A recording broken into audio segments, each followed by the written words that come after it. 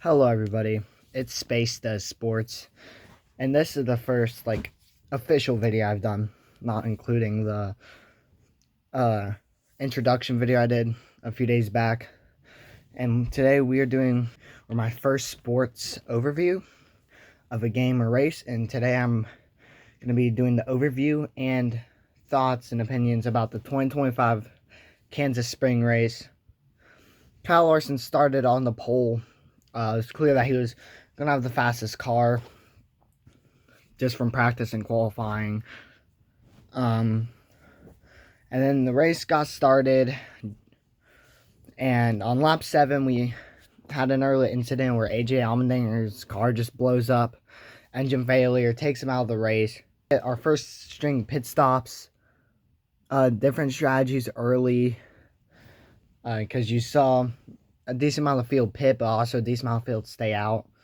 So you're already seeing differing strategies, not even within the first 10 laps of the race. And then, for the next 60-ish laps, we go uneventful until lap 66 when William Byron has a flat tire. He spins out on pit road, but no caution because he managed to save and kept it going pretty much after the spin. Pretty sure he hit the wall, causing the flat tire, and he just never really recovered after this event. Like his whole day, finished in the upper 20s, I do believe. So he just never really recovered from that.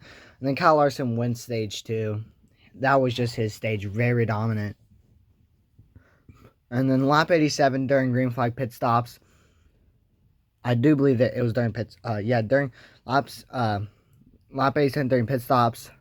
Hamlin reports a issue with his clutch after pitting. He said he had no clutch, and we pretty much had a feeling, I feel like a lot of other people felt the same way as I did, where this felt like Hamlin was not going to finish this race, especially with a clutch issue, because, a lot of things can go on when you have a clutch. It's harder to start the car after doing a pit stop and everything else. And after that, Kyle Larson wins stage number 2. And then after stage 2, we go again, have a string of the race being pretty uneventful until lap 195, where Brad Keselowski, who was having a great day, at least was running great. I don't think he got any stage points, but he was running great. Looks like he was going to finally get a race finish that he needed. But it didn't happen because on lap 195, he blows a tire, hits the wall, ending his day and his 5th DNF of the season. Really shows how Brad Keselowski's season's gone, Really bad luck, not been racing the best. Like, he really needed that top 5, which it looks like he was going to get more than likely, or even the top 10. Something that he needs to get momentum. He could even have a shot to win the race there, but he blows the tire. And also, this was the first time we saw somebody else really being dominant, and that was Chase Elliott. But during those pit stops, he has an issue during the pit stops, which puts him back into ending his contention, which put Larson back in the lead, which pretty much set sail for the rest of the race. But then also during the pit stops, Denny Hamlin's clutch issue finally hit him in the butt, and lap 197, his clutch issues finally failed him. And on pit road, after his pit stop, he tried getting started.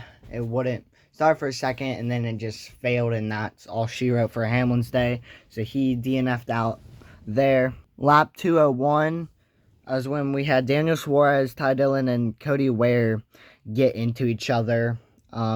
Cody Ware managed to continue. I think actually all of them managed to continue this race, besides Ty Dillon, maybe. But still, they three, these two cautions pretty much started a string of just cautions. Because then on lap 207, Kyle Busch spins after getting into no Gragson. After him, Barry, and I think Chastain got 4 wide, and Kyle Busch, and they kind of bumped into each other, causing a domino effect, which Kyle Busch was unfortunately on the end of.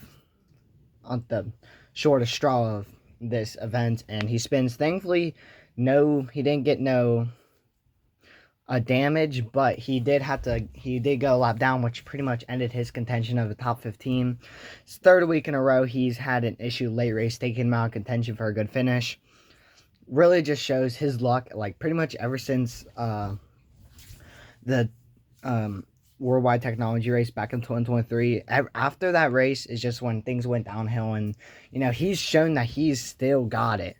He shows that he still has a few years left in him, but this luck has just not been great for Kyle Busch. And as a Kyle Busch fan, it's really hurt.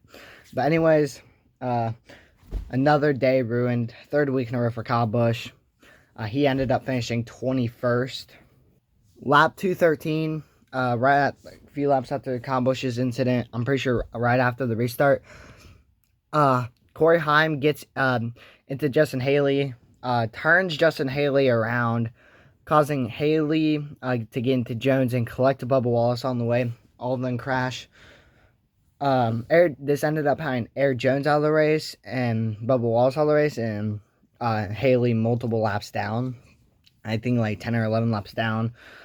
And then finally, Larson's dominant day ends with winning the race and us again the Xfinity fastest lap of the day. Very dominant win, very deserving.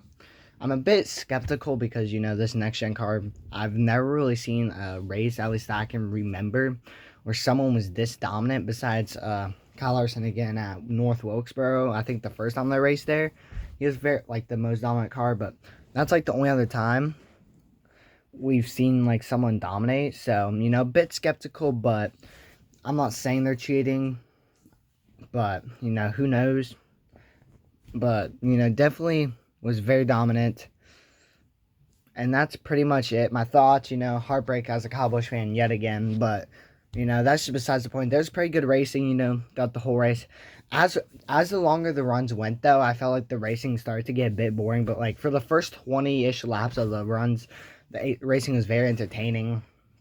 I feel like NASCAR could bring a better package to Kansas in the future because it wasn't the best racing after a while, especially when most of the race, besides those small string of cautions, we pretty much went green the whole time, besides obviously the stages and plus not string of cautions. But that pretty much caps it up. I'll give this race a 7 out of 10. Not a great race, but definitely wasn't a horrible race. So solid 7 out of 10. And that's really all I gotta say. Thank you guys for watching. See you guys in the next one.